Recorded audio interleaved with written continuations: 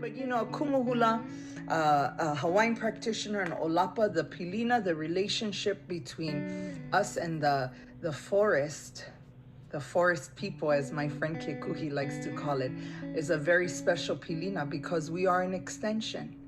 We are an extension. We are one. We are connected. What continues to stoke my interest in conservation is the interconnectedness of things, and that if we help animals and plants, they will help us.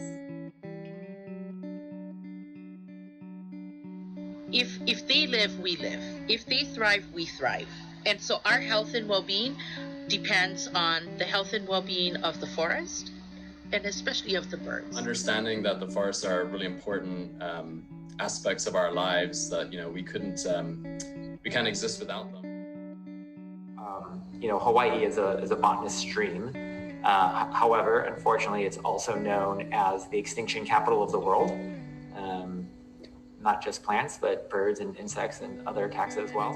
There's a lot of places where there's no longer a lot of native forest left. And so being able to protect those places where we do still have that is just a high priority. We need to take an ahupua'a approach. We need to take a leaf out of the Hawaiians book and look at how we manage those whole areas, because it's definitely more effective if you can get some of the problems in the forest under control, and ungulate fencing is definitely part of that. Then your wetlands will do better too.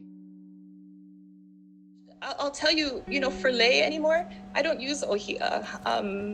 There's a lei I showed you from years ago that has ohia. Everything else today, we don't use it anymore. And it's beautiful in many places. It's flourishing, but it's a time to rest it.